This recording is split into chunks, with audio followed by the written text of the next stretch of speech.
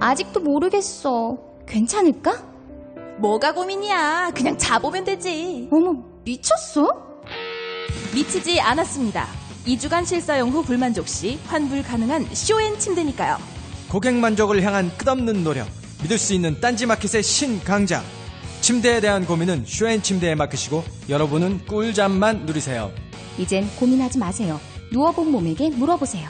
편안함을 파는 사람들 쇼앤침대, 딴지마켓에 있습니다. 주권자로서의 책임을 다합시다. 옛날에는 왕이 똑똑해야 나라가 편했습니다. 지금은 주권자가 똑똑해야 나라가 편하지 않겠습니까? 추종하는 시민에서 참여하는 시민으로 스스로의 위상을 바꿉시다. 시간의 벽을 넘어 광장이 시민들에게 전하는 노무현 대통령의 이야기, 대통령의 말하기, 위시다마우스. 엄마, 나 가게 안 하고 싶은데. 너 가게 해봤니? 너 음식 만들어봤니? 인테리어는? 집기는? 일할 사람은? 운영은? 가게 자리는? 세금은? 너 돈이 있니? 나는 요술램프 몬스터 셰프다. 네가 원하는 모든 것을 들어주마. 맛집의 맛을 똑같이 만들어주실 수 있어요? 맛뿐만 아니라 돈과 청음의 모든 비법을 알려주겠노라. 야하!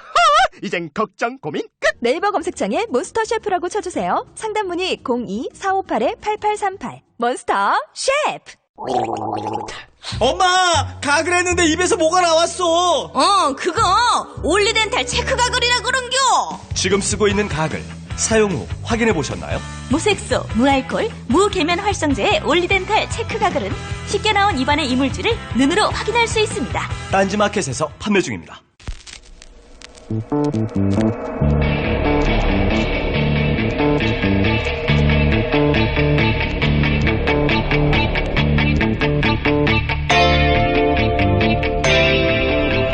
안녕하세요, 김호준입니다. 지난 1월 1일 박근혜 대통령은 청와대 출입 기자들과 간담회를 가졌습니다. 이 자리에서 차은택 씨가 장관과 청와대 수석을 추천했다는 증언에 대해 기자들이 질문을 하자 박 대통령이 이렇게 답했습니다. 여러 사람 중 이 사람이 제일 잘할 수 있겠다 싶어서 한 것이다. 추천은 아무나 할 수 있다. 김상률 전 교문수석은 차은택의 외삼촌, 김종독 전 차관은 차은택의 은사, 교육문화수석과 문체부 장관은 최순실이 차은택, 김종을 통해 국정농단을 하기 위해 내세운 허수아비로 평가받습니다. 그리고 이 두 사람이 그 자리에 가는 루트가 아무나가 아니라 바로 최순실입니다. 공식 루트를 통하지 않는 가족이나 지인 인사는 추천이 아니고 청탁, 인사 비리라고 합니다. 게다가 박 대통령은 첫 번째 사과 담화에서 본인은 최순실에게 연설문만 봐달라고 했었습니다. 2016년 첫 번째 사과 담화부터 거짓말, 그리고 2017년 첫 번째 간담회도 거짓말. 최순실 사태 이후 대통령의 말 중 거짓말이 아닌 것이 무엇인가? 그걸 찾는 게 바르겠습니다. 김호준 생각이었습니다.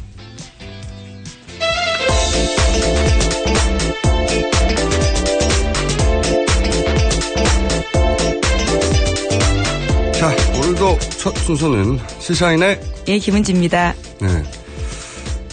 목소리를 뭔가 여러 가지 버전으로 준비하는 게 좋겠어요. 네. 김은지입니다 말고 김은지랍니다. 아랍니다. 예. 김은지라고 합니다. 네. 라고들 부릅니다. 네. 로 알려져 있습니다. 이런 거 있잖아요. 네네. 준비해보겠습니다. 네. 조금씩 다른 걸로 준비해 주시고. 자, 첫 번째 뉴스는 뭡니까? 예, 이 정유라 씨 체포 소식인데요. 이 덴마크 올보르 지방법원이 어제 현지 시각으로 오후에 이 정유라 씨의 구금 기간을 4주 연장하기로 했습니다. 이 덴마크 검찰 조사를 받게 됐는데요. 이 법원 심리에서 정유라 씨는 불구속을 조건부로 귀국해서 특검의 조사에 응할 의사가 있음을 밝혔는데, 이 또 각종 의혹에 대해서도 입을 열었습니다. 그 이화여대 특혜 의혹과 관련해서는요, 2016년에도 학교에 안 나가고 애만 키워서 아웃될 거라고 생각했는데 학점이 나왔다, 이렇게 밝혔고요.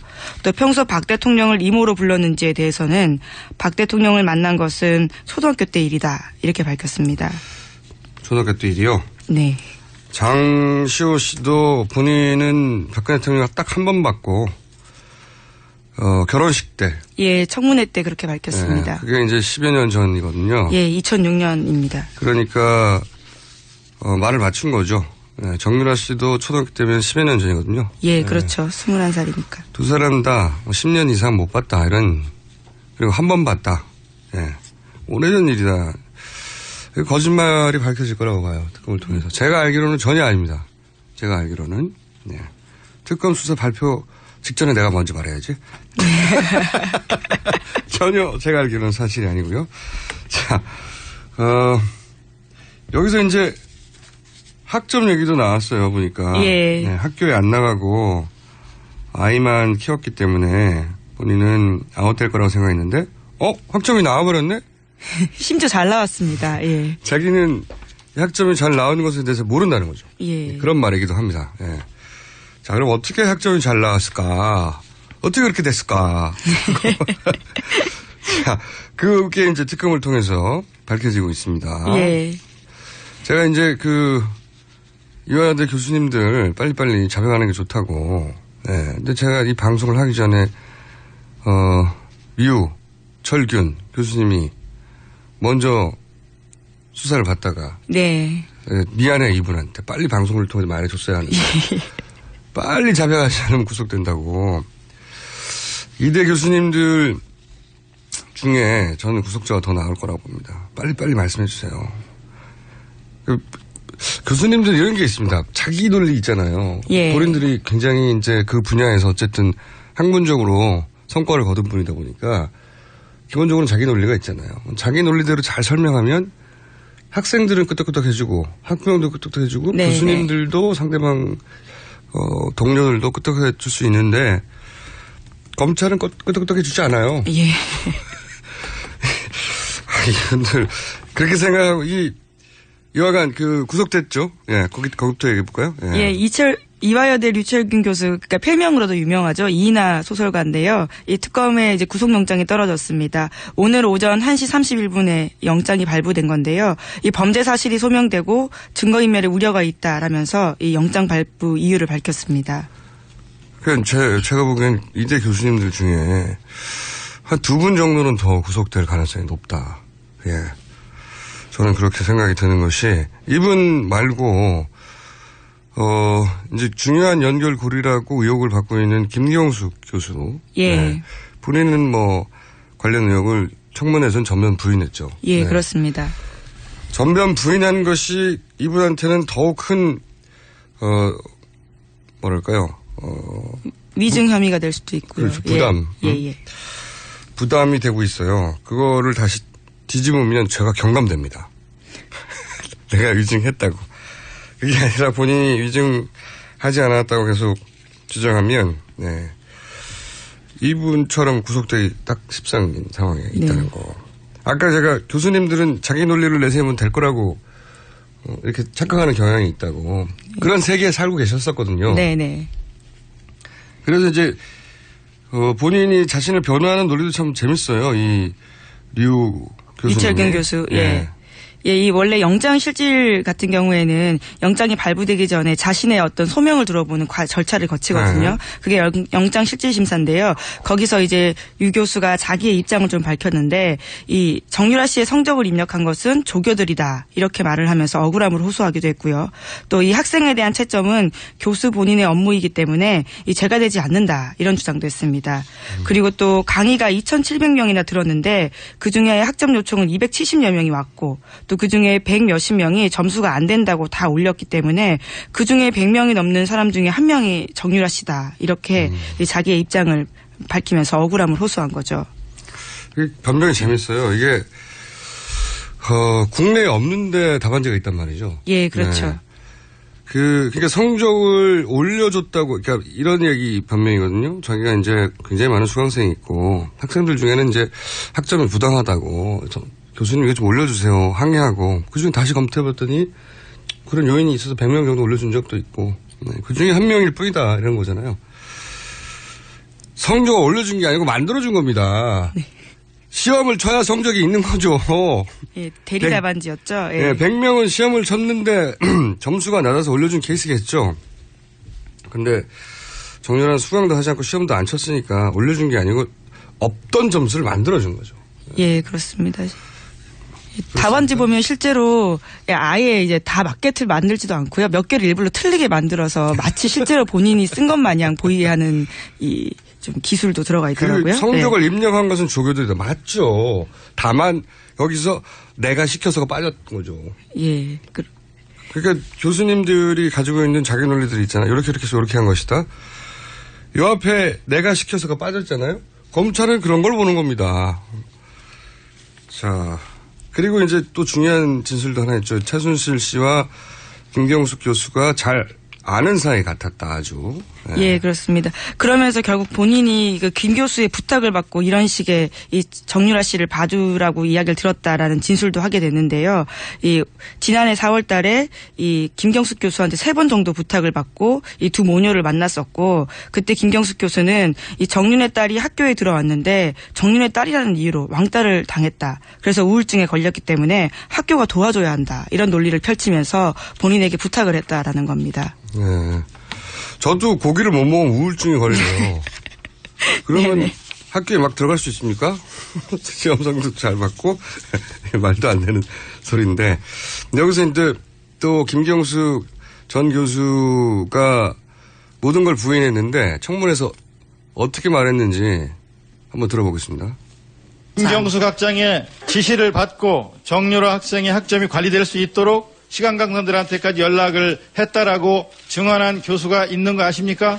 그거는 그렇지만 사실과 다릅니다. 최순실 씨 언제부터 하셨죠? 9월 학교에 방문하러 왔을 때 그때 처음 언제 봤습니다. 9월이요? 2015년입니다. 8월에서 9월 사이인 것 같습니다. 자, 하나는 벌써 이제 사실이 아닌 게 드러났죠. 네. 류철균 교수에 의해서 네, 청탁하지 않았다고 했는데 3번이나 부탁했다는 얘기 나왔고 그리고 이 부탁을 2015년 4월에 했다고 했어요. 근데 이제 김경숙 교수는 본인이 처음 최순실 씨를 안 거는 2015년 9월이라고 했거든요. 네. 알지도 못하는 사이인데 점수를 올려달라고 3번이나 연락을 한 것이죠. 네. 인류애라고 봐야 될까요? 네. 어쨌든 교수님도 빨리 입장을 바꾸시는 게 좋다. 네, 좋은 일이고요. 참, 정유라 뉴스 보다가 제가 JTBC 특종이었죠. 네, 체포한 순간을 신고했었습니다. 언론사가 아니라 탐정사무소 같아요, 여기는. 근데 제가 그거 보면서 재밌었던 거는 체포 과정이 드라마틱하다기보다는 한편으로 약간 희극적이에요. 왜 그런 생각을 했냐면 희극적이다. 인터폴 적색수배 뭐 이런 얘기 나왔잖아요. 예. 네, 적색수배라는 게 살인, 강도 강력범죄나 조직폭력배가 도망갔다든가 아니면 테러범 잡는다든가 그런 무서운 거거든요. 근데 이 올보르라고 하는 도시가 인구가 10만 명대예요. 예, 작은 도시. 우리나라 기준으로 치면 도시도 아니에요. 여기는. 예. 구 정도 되는 건데. 예. 근데 거기서도 외곽이라고 했거든요. 예. 거기서 이제 114로 신고를 했대요. 내가 찾아보니까 신고를 하면 우리나라로 치면 지구대 가장 가까운 파출소에 연락하는 겁니다. 파출소. 그러니까 특검에서 인터폴 적색수배 막 했는데 막상 붙잡은 거는 덴마크 변두리에 파출소 경찰이었던 거예요. 네네. 그런 겁니다, 이게. 이게 어마어마한 수색대 혹은 인터폴이 출동해서 잡은 게 아니고요. 예. 그냥 동네에서 신고해가지고. 예, 파출소 정도면 잡을 수 있는. 가까운 파출소 경찰이 나와가지고 잡은 겁니다, 이게. 덴마크 파출소 경찰, 화이팅. 그런데 여기서 이제 남자 2명이 있었다고 했잖아요. 예, 그렇죠. 20대 남성 2명. 네, 이 남성들의 신원을 확인해야 된다고. 이 남성들이 뉴스에서 사라질 것 같은데. 예. 그 아이를 이제 담당하고 있던 보모 역할을 하던 분은 계속 있겠죠. 근데 이 남성들이 사라질 거라고 봐요. 이 남성들을 찾아야 된다.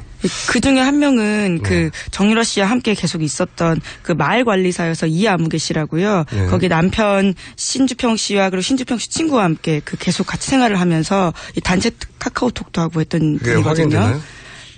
JTBC는 들어가서 누군지 확인하지 못했는데 아직. 예, 저희 이제 추정 아직까지는 취재하고 있는 기자는 중인데요. 어떻게 알죠 그것을? 예.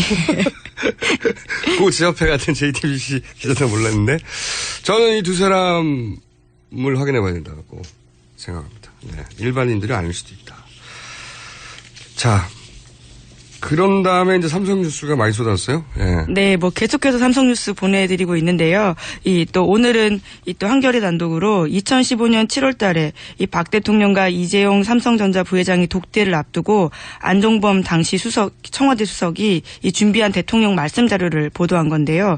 여기에 보면 이 삼성물산 제일모직 합병 배경은 이재용 부회장의 삼성전자 지배력 강화에 있다라는 내용도 있고요. 또 우리 정부 임기 안에 삼성의 후계 승계 문제가 해결되길 바란다라는 내용도 있다라는 겁니다. 이게 대통령 신년 간담회가 또 거짓말로 드러나는 거죠. 대통령은 뭐라고 했냐면 그 엘리엇이라고 하는 헤지펀드 투기 자본이 공격을 해서 국익을 방어하려고 그랬다는 논지로 얘기를 했거든요. 예, 그렇죠. 그런데 여기를 보면 삼성전자의 지배력을 강화하기 위해서 이 부회장이 네, 그리고 승계 문제를 해결해야 한다. 아니 일개 사기업 상속을 왜 대통령이 직접 챙겨줍니까? 세금으로. 네. 말도 안 되는 거죠. 자기들이 정상적인 상속세 내고 다 해결하면 되는 거지. 이걸 왜 대통령이 나서가지고 경제수석 그 준비를 시켜서 대통령 말씀으로 합니까? 이건 말이 안 되는 거고 본인이 간담회 했던 말도 거짓말이라는 게 이 말씀 자료를 통해 드러나는 거죠. 예, 그렇죠. 네. 그때는 이미 얘기했잖아요. 후계 문제를 해결해주고 이 부회장이 후계 문제를 해결하려면 삼성전자를 통해서 삼성그룹 전체의 지배력을 강화해야 되는데 그러자면 이 합병이 필요한 거거든요. 정확하게 나왔잖아요.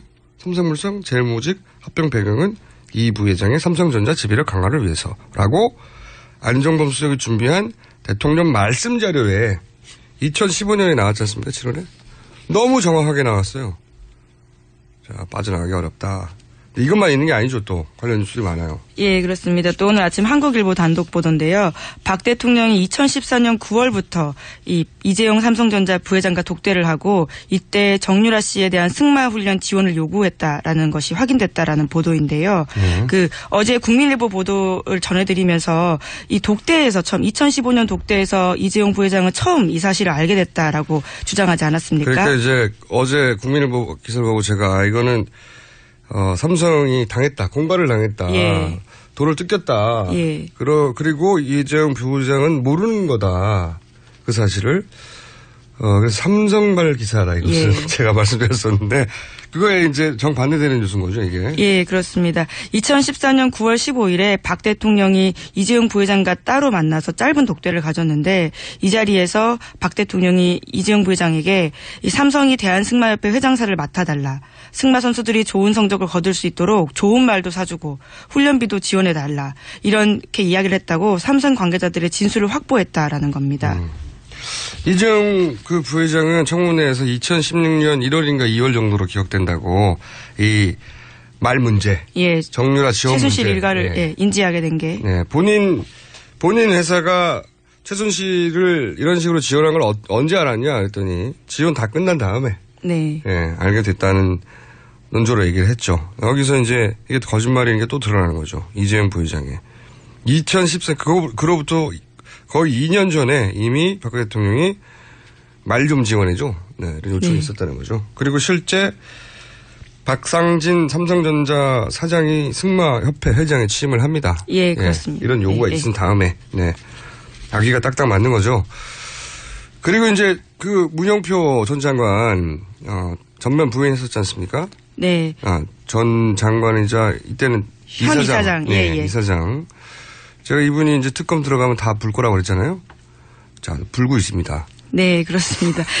그 진술이 바뀐 건데요. 삼성합병에 국민연금공단이 창성하도록 본인이 압력을 행사했다라는 사실만 인정한 것뿐만이 아니라요. 심지어 이 박 대통령 지시가 있었다라는 진술도 한 건데요. 박 대통령이 국익에 도움이 되니까 국가적 차원에서 할 수 있도록 할 수 있는 일 아니냐 이런 말을 했다라는 겁니다. 그래서 본인이 했다. 뭐 이렇게 진술을 한 겁니다. 한마디로 이제 박 대통령이 하라고 해서 했다는 거죠. 예. 네. 요 말만 나오면 되는 거예요. 네. 네. 본인 판단으로 처음엔 시킨 게 아니다라고 하다가 시켜서 했다. 자, 이게 이제 점점 모아져서 사실 이 정도 나오면 대통령의 자리에 있지 않으면 벌써 구속됐어요. 있지 않다면 이렇게 구체적인 정황들이 나오고 액수가 나오고 심지어 뭐 문건도 나오고요. 문건도 나오고 거기 그 라인 선상에 있던 사람들이 다 지시를 했다고 하는데 이제 대통령이고 상대가 삼성이라서 이렇게 오래 끌고 있는 겁니다. 벌써 다 잡혀 들어갔어. 안 그랬으면. 제가 김은지 기자고 했다. 예. 벌써 진작에 지금 들어가 있습니다. 들어간 지 오래됐어요. 예, 추웠겠네요. 자, 시간이 한 3, 4분 정도 있는 것 같으니까. 네. 빠른 속도로 중요한 뉴스만 훑어볼까요? 그 다음 뉴스는 뭡니까? 예, 또 유진용 장관의 반박이 나온 건데요. 어제 그 대통령의 신년 기자 간담회 알려드리지 않았습니까? 거기서 블랙리스트 본인은 전혀 모르는 일이다라고 했었는데 유 장관이 이에 대해서 직접 반박을 한 겁니다. 이 손바닥으로 하늘을 가리는 격이다라면서 자신의 공식 일정표에 기록이 남아있다. 이렇게 한겨레한테 문자 메시지를 보냈다라는 거고요. 또 본인이 그 당시 상황을 좀 더 구체적으로 이야기를 했는데 이 면직되기 며칠 전에 박 대통령과 단둘이 면담하는 자리에서 김기춘 전 실장이 주도하고 있는 문학의 색깔 입히기와 핍박 조치의 문제점을 명백하게 지정하고 시정을 요구하자 대통령이 묵묵부답했다. 이렇게 말했습니다. 이게 너무나 전방위적으로 이런 일이 있다 보니까 다 막을 수가 없네요. 네. 여기서는 아니라고 했는데 또 당장 그 말을 했거나 들었다는 사람이 나타나고 이거는 커버가 안 될 것. 이게 지금 이 이야기의 아주 중요한 골자는 블랙리스트를 김기춘 전 비서실장이 주도했다고 하는 정황과 그것을 박근혜 대통령이 알고 있었다는 얘기죠. 보고받았다. 박근혜 대통령도 보고를 받았다. 자, 다음 뉴스는요. 예, 뭐 대선 관련된 뉴스 조금 좀 전해드려야 될 텐데요. 이 신년 맞아서 여론조사 결과가 여러 개 나왔습니다. 그 중에서 경향신문 보도를 보면 이 문재인 전 대표가 반 총장의 출신지인 충청에서도 1위를 차지했다라는 거고요.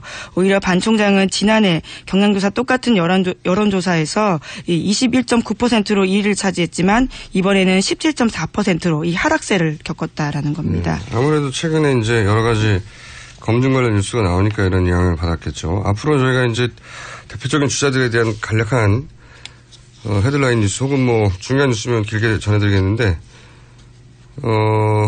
신년 여론조사를 일제히 했는데 그중에서 이런 결과가 나왔다는 거예요. 충청에서는 아무래도 반기문 총장이 1등 하지 않겠냐 싶었는데 이제 거기서 지지율이 빠졌다는 거죠. 네. 검증이 본격적으로 시작되지 않았는데. 자, 여기 대해서 반기문 총장도 몇 마디를 했어요. 그죠? 네, 이 현지 시각으로 12월 30일에 이 검증을 빙자해서 괴담을 유포하거나 아니면 말고식의 무책임한 일을 하는 것은 절대로 근절돼야 한다. 이렇게 입장을 내고요. 또 본인은 검증을 회피할 생각은 없다면서 이 46년에 걸친 자신의 공직 생활을 거론하면서 국내에서 국회 청문회만 안 거쳤지 모든 검증 절차 다 거쳤다면서 그런 말을 했어요? 예. 국회 청문회조차 안 거쳤네요. 예. 그것만 안 거친 게 아니라 이것조차 지금 공직자들은 대부분 이거 거쳤거든요. 주요 공직자들은. 예, 이것도 안 거쳤다. 여기까지 해놓고 자, 또 다른 뉴스가 있습니까? 예, 주자들 중에. 예, 안철수 전 대표와 관련해서는요, 이 대선 지지율이 호남에서 이 9.2%까지 빠졌다라는 내용이고요. 그래서 이 개혁보수신당 쪽에서 이 국민의당 쪽을 접촉하면서 안철수 전 대표는 빼고 합치자라는 제안까지 하고 다닌다라는 TV조선 보도입니다. 제3지대 중심축이 될 줄 알았는데 좀 흔들리고 있습니다. 안철수 전 대표가. 그건 따로 다루기로 하고. 어제 뉴스로 박지만 비서 사인이 심근경색으로 발표될 거라고 제가 예언했지 않습니까? 네. 저건 참 어떻게 하는지 저는 신기하죠. 근데 발표가 그렇게 됐고 요 사안 관련해서는 관련 사건을 오랫동안 취재해왔던 주진우 기자를 저희가 잠시 미니 인터뷰를 한번 해볼까 합니다. 전화 연결돼 있나요? 네. 여보세요? 네. 여보세요? 네. 박지만 씨, 비서가 사망을 했는데, 경찰 발표에 따르면은 이분은 이제 비서실에서만 근무를 했지, 개인적으로 뭐 중요한 역할을 한 건 아니다. 이렇게 발표가 됐어요. 어떤 역할을 했던 사람으로 알고 있습니까? 개인적으로 중요한 역할을 했습니다. 박지만 회장을 10년가량 가장 가까운 데서 보필했고요. 유경재단 폭력 사건에서 가장 중요한 인물 중에 한 명입니다. 그렇군요. 수행비서로 가끔 운전도 하고, 문고리 3인방 과도 예전에는 갖고 왔던 걸로 알려졌는데, 맞나요? 그렇습니다. 네. 운전도 하고 수행비서 역할을 했습니다. 문고리 3인방과는 최근이었죠. 박근혜 정부 들어서 좀 소원해졌습니다. 아울러, 가장 중요한 역할로 가끔 등장하는 정용희 씨하고도 사이가 틀어진 것으로 파악하고 있습니다. 정용희 씨는 박지만 회장의 비서실장 역할을 하는 분이고, 예. 그러니까 박지만 회장 쪽과는 사이가 좀, 박근혜 대통령 쪽과 그리고 박지만 회장 쪽과 사이가 좀 벌어졌군요. 예. 그렇습니다. 그리고 이분이 이제 주과장이라고 불렸던 이분이 신동욱 청도 살인 미수 사건 정도로 불리는 재판에서 증인으로 등장을 했었는데 그때 당시는 어떤 증언을 했었습니까? 박지만은 절대 아니다. 박지만이 시킨 게 아니다면서 박지만을 옹호했습니다. 그리고 신동욱이 나쁜 놈이다. 이렇게 얘기했죠. 예. 나쁜 놈이라고 표현했을까요? 어쨌든 신동욱 씨 소위 본인을 살인 미수한 거라고 신동욱 씨가 주장을 했는데 그런 게 박지만 회장이 시킨 게 아니라고 하는 박지만 회장 측의 증인이었죠. 네. 네. 그리고 이제 이게 어디로 연결이 되냐면 이 재판이 결국은 발단이 돼가지고 박근혜 대통령 오촌 살인 사건이 벌어졌고 오촌 살인 사건이 벌어진 당일날 경찰 조사에 의하면 사망한 박용수 씨 그날 황모 씨가 모 술집에서 셋이 술을 마지막으로 마신 걸로 경찰 조서에 나와 있어요. 근데 이 경찰 조서 기록이 맞다고 보십니까? 3명이서 술을 마셨다고 경찰 기록에 나와 있는 스텝바는 존재하지 않습니다. 존재하지 않는 술집에서 술을 먹은 겁니다. 끝입니까? 네, 그러면 존재하지 않는 술집이니까 이제 경찰 조서는 사실이 아닐 거라고 추정하고 있는데 그리고 같이 이걸 확인해 줄 수 있는 유일한 사람인 황모 씨는 또 라면을 먹다 사망을 하셨죠. 자, 네. 그러면 박용수 씨가 마지막으로 술집에서 황모 씨하고 술을 마신 게 아니고 그날 실제로 만난 사람은 박지만 회장이었다라고 하는 증언이 있었죠. 그렇게 알고 있는데. 그런 증언이 있었습니다. 네. 그래서 이제 여기서 이제 주과장과의 관련성이 나오는 건데 만약에 주과장이 밀착 수행 비서고 또 운전도 했다면 사실은 그날 같이 있었을 수도 있고 그리고 같이 있었는지 없었는지를 증언해 줄 수 있는 거의 유일한 사람이 아니냐 그런 사람이 사망한 거 아니냐 이렇게 이제 생각할 수 있는데 어떻게 보십니까? 오촌 살인 사건이 다시 수면 위로 올라오면서 그 사건의 실체를 증언해 줄 거의 가장 핵심 당사자였습니다. 주과장은. 자, 그런데 이제 경찰은 심근경색이라고 발표했는데 가족들 주장에 의하면 주과장 평소 건강은 어땠답니까? 문제가 없었다고 합니다. 그리고 약을 특별히 심장 관련된 약을 먹었다는 증언도 없었습니다. 아주 가까운 가족은 제가 취재 갔을 때 저한테 화를 내고 쫓아내가지고 제가 듣지는 못했으나 다른 친척들한테 들었습니다. 알겠습니다. 자, 그러면은 박용수, 소위 이제 박근혜 대통령 오촌 살인사건 사망의 의혹, 그 배후에 박지만 회장이 연루된 정황이 있다고 보십니까? 정황은 있으나 약간 먼 관계자인 것으로 보입니다. 직접 관계자는 아니다. 그러면 다른 인물이 있다고 보십니까? 네. 점점 사건의 배후는 박지만 회장보다 다른 사람한테 향하고 있습니다. 마지막으로 한 가지 더 제가 연결해서 여쭤볼 게 있는데, 왜냐면 이 주과장 사망 보도 때, 바빴어요. 저랑 노래 통화를 하고 바빴는데, 근데 당시, 본인 가족도 큰 사고를 당할 뻔한 걸로 알고 있는데. 주과장 사망. 보도가 난 날. 네. 보도가 나고, 제가 취재를 하러 가는 길이었는데, 저희 가족이 걸어가고 있는 인도로 차도에서 차가 돌진해서, 큰 사고가 날 뻔했습니다. 차는 폐차 지경에 이를 정도로 굉장히 크게 파손됐는데요. 오르막길이었습니다. 그러니까, 부주의라고 보기에는 조금 어려웠습니다. 네. 우연이겠죠. 네. 네, 우연이라고 가족들한테는 얘기하고 있습니다. 우연이라고 계속 얘기하고 있습니다. 알겠습니다. 오늘 말씀 감사합니다. 예. 네, 주진우 기자였습니다. 그리고 시사인의 김은지였습니다. 굶고 뛰고 땀 빼고 다 해봤다. 그래봐야 소용없었다. 다이어트는 결국 먹는 게 문제다! 동결건조 채소와 곡물, 단백질, 그리고 효소와 비타민, 미네랄로 만든 다이어트 전용 그린 스무디로 하루 한두 끼만 바꿔 드세요.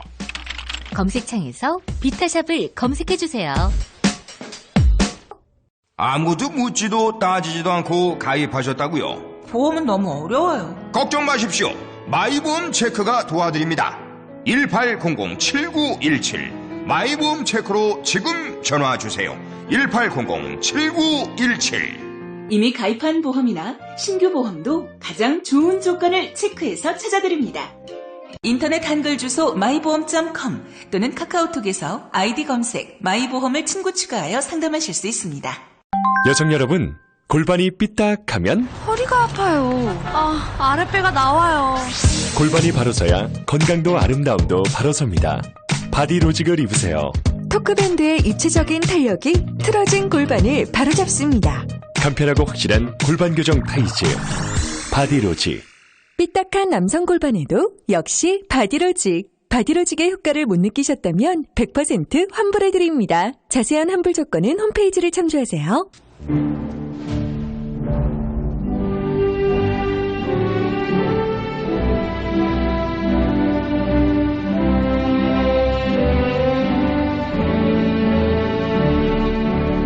지나는 국민 여러분 많이 하십니까? MB 만사올로 했습니다. 희망찬 새해가 밝았습니다. 다사다난했던 뱅신년이 가고 달개해가 밝았습니다. 돌이켜보면은 참 뱅신년 참으로 애군이 많았다. 이런 저는 생각을 하고 있습니다. 그가지만은 이제 그런 뱅신년을 잊고 새로운 마음으로 달개해 정유년을 맞아야 되겠다. 이런 저는 말씀을 드립니다. 물론 요즘 닭도 시원치 않습니다. AI 때문에. 또 여러 가지 계란도 팍팍 뛰어갖고 또 힘들고.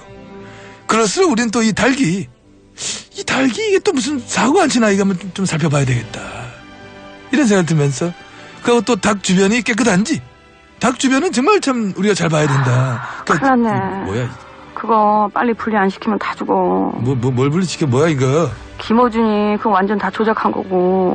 여보세요. 지금 그러니까 정경훈이한테 정신 바짝 차리고. 정경훈 지금 얘기하는데 좀 이거 빨리 분리 안 시키면 다 죽어. 죽긴 왜 죽어? 조류 인플루엔자 그거 AI하고 분리 안 시키면 다 죽어. AI? 죽어간다 저기. AI? 왜 이런 걸 해?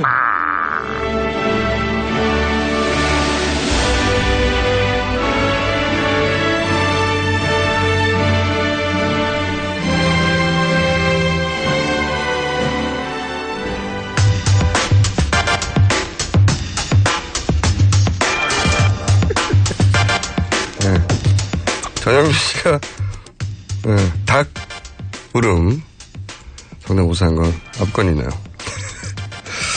자, 첫 번째 인터뷰 시간입니다. 제3지대 중심 역할을 하고자 하는 국민의당, 그리고 또 다른 정계 개편의 축이 될 거라 전망되는 반기문 사무총장이 새해 첫 번째 인사를 드린 대상이 이희우 여사였다고 합니다. 해서 저희가 김홍걸 위원장 민주당에 연결해 보겠습니다. 안녕하세요. 예, 안녕하세요. 네. 아니, 어머님이 또 등장을 하셨어요. 네. 그래서 저희가 바로 김홍걸 위원장을 떠올렸는데, 반기문 전 국민의당은 그렇다고 쳐도 반기문 사무총장이 이제 새 인사를 동조되는 게는 당연한 것 같고, 이런 움직임에 대해서 어떻게 바라보십니까? 어머님에 대해서 다들 몰려와서 인사하는 것에 대해서. 반기문 총장이 전화하신 것은 뭐 이번 처음 있는 일도 아니고 이미 이제 예고를 했던 것이거든요. 네. 그렇기 때문에 뭐 정치적인 의미는 전혀 없습니다. 그러니까 우리 입장에서는. 네네. 저희 어머니는 뭐 과거나 지금이나 정치 개입을 하지 않으시겠다는 그 의지가 확고하시기 때문에. 네. 그런데 이제 이런 일이 있고 나면 꼭 그 어머님이 잘 해봐라, 뭐 잘 됐으면 좋겠다라고 답변하셨다는 이야기가 나오면서 마치 어머님이 본인들을 이제 지지하는 것처럼 이렇게 포장하지 않습니까?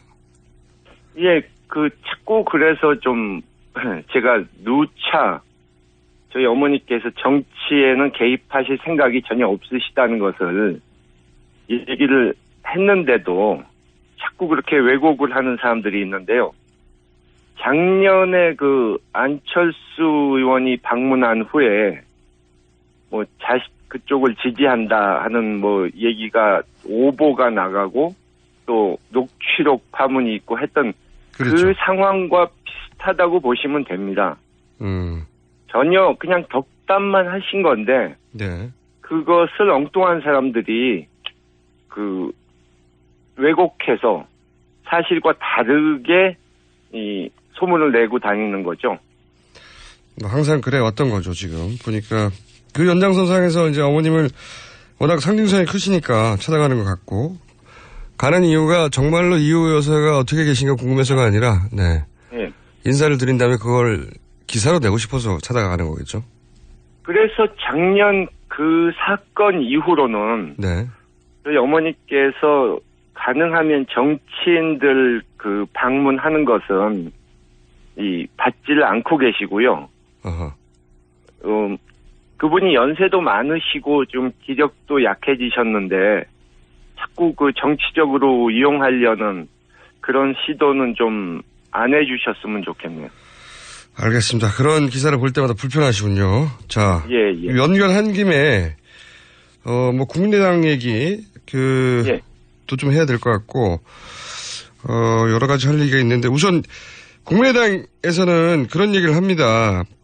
민주당에서는 결국은 대권 정권 교체를 위해서는 연대해야 되지 않겠냐고 얘기를 하면 국민의당에서는 절대 불가능하다 이렇게 나오거든요. 그게 호남의 뜻이라고 국민의당에서는 이야기하는데 어떻게 보십니까? 근데 호남의 뜻이 어떤 호남의 뜻이냐 그건데 이제 그분들이 사실상 그분들을 처음에 적극 지지했던 것은 지역의 유지, 그러니까 토 세력하고 결탁을 해서 그동안에 그분들이 자신들의 기득권을 유지했던 것인데 이제 이 진보적인 민주개혁 세력 호남에 그분들이 사실은 굉장히 현지 국회의원들에 대해서 비판적이었음에도 불구하고 이제 민주당이 좀 대여 투쟁에서 무기력한 모습을 보이고 또 정권 교체를 과연 할 수 있겠느냐 하는 믿음을 주진 못했기 때문에 당시만 하더라도 회초리를 드셨던 것인데 그분들은 국민의당이라는 것을 도구로 이용해서 그렇기 때문에 그분들은 이미 이제 국민의당에서는 좀 마음이 떠나신 상태죠. 말씀을 요약하면 지난 총선 혹은 뭐 작년 말 상황에서 민주당으로 과연 정권교체를 할 수 있겠냐 싶어서 회초리를 들었고 예. 그래서 국민의당의 지지를 보내다가 최근에는 그거를 걷어들이고 있다. 뭐 이렇게 요약할 수 있습니까? 그렇죠. 그러니까 이미 추석 민심을 제가 들어봤을 때부터 예. 벌써 국민의당에서 대해서는 아예 뭐 좋다 싫다 말을 하지 않는 관심 밖으로 멀어졌고 이제 민주당과 민주당의 대선 후보들에 대해서만 뭐 좋게 평가하는 분도 있고 나쁘게 평가하는 분도 있지만 아예 국민의당에 대해서는 아예 얘기를 안 하시더라 이거죠. 본인이 파악하신 대안이 될 수 없다. 호남의 민심이 그렇게 큰 흐름이 변하고 있다. 뭐 사실 예. 지지율로도 그렇게 보이긴 합니다만. 예. 그리고 이제 방금 그 토 세력이라고 표현하셨는데 그러면 예. 이게 국민의당 그러니까 호남이라고 할 때도 구분해서 바라봐야 되는 겁니까? 어떻게 구분해서 바라봐야 되는 거죠? 그러니까 좀 전에 말씀드린 대로 네. 이제 토 세력, 지역 유지 이런 쪽과는 이 지금의 국민의당 의원들, 호남 다선 의원들, 네. 그분들과는 이제 호남에서의 일종의 영남에서 새누리당 의원들처럼 이렇게 기득권 세력을 유지하고 있었던 거고, 그분들은 민주개혁 세력과는 좀 다르다는 거죠, 성향이.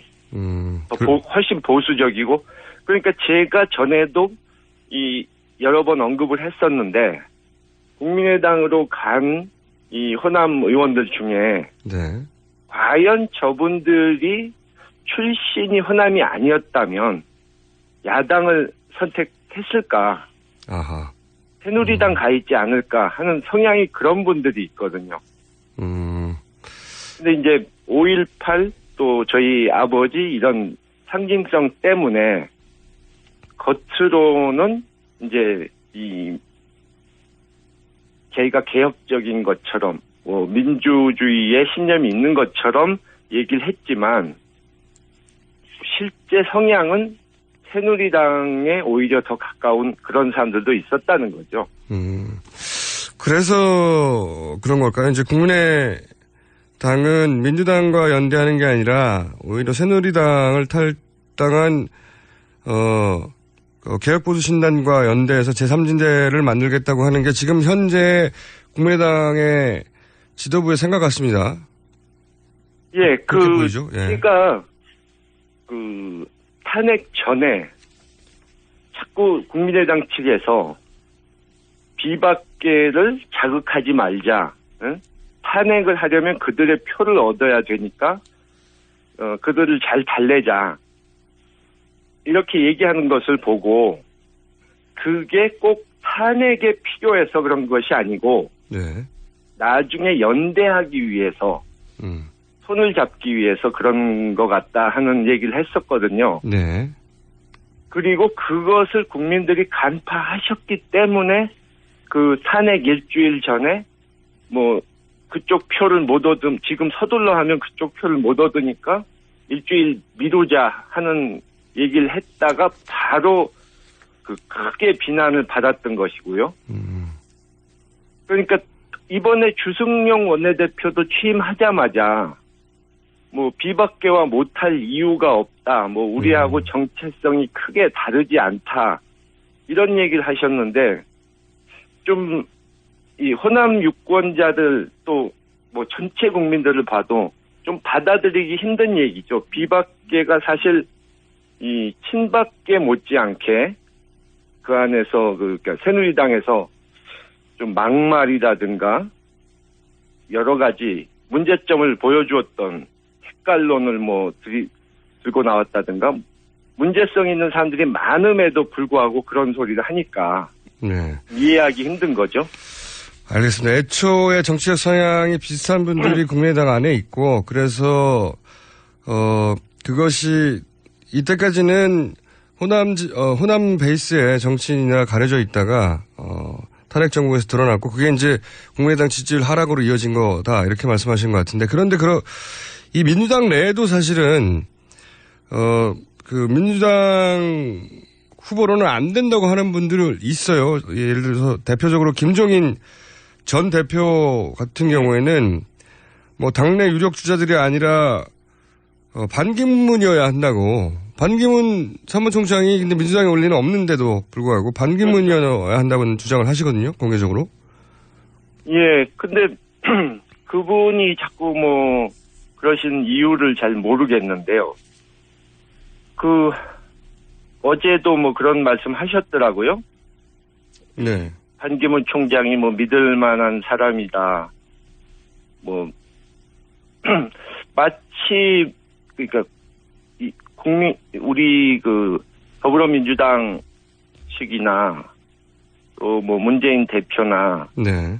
이런 쪽이 뭐, 믿을 수 없는 세력이라는 식으로. 자격도 부족하고 믿을 수 없다. 뭐 이런 게 요약되겠죠, 아마도. 네.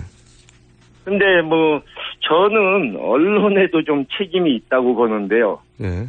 그분이 좀 이해하기 힘든 궤변을 여러 차례 늘어놓으셨는데, 본인 스스로 한 얘기를 이제 자꾸 바꾸고, 말 바꾸기를 하고, 근데도 너무 그러니까 무비판적으로 그분의 얘기를 다 실어주니까, 그분이 뭐, 무슨 말씀이든 못할 게 없지 않습니까?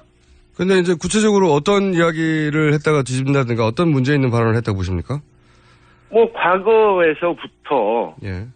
뭐, 다들 아시지만, 뭐, 비례대표 절대 할 생각 없다고 그러셨다가 바꾼 것도 있고, 또 뭐, 공당의 대표란 분이, 뭐, 여론이 안 좋아지고 있다 하니까는, 나는 여론 같은 건 신경 안 쓴다. 이런 말씀을 하셨고, 또, 퇴임, 비상대책위 대표 퇴임 직전에도, 뭐, 국민의당은 대선이 끝나면 곧 없어질 정당이다. 이렇게 얘기를 했는데, 재미있는 것은, 언론은 물론이고, 모욕을 당한 당사자인 국민의당에서도 아무도 항의를 안 하더라고요. 그런 경우도 보기 힘든데. 그러니까 뭐, 이분은 나는 무슨 얘기를 해도 괜찮구나 이러실 거 아닙니까?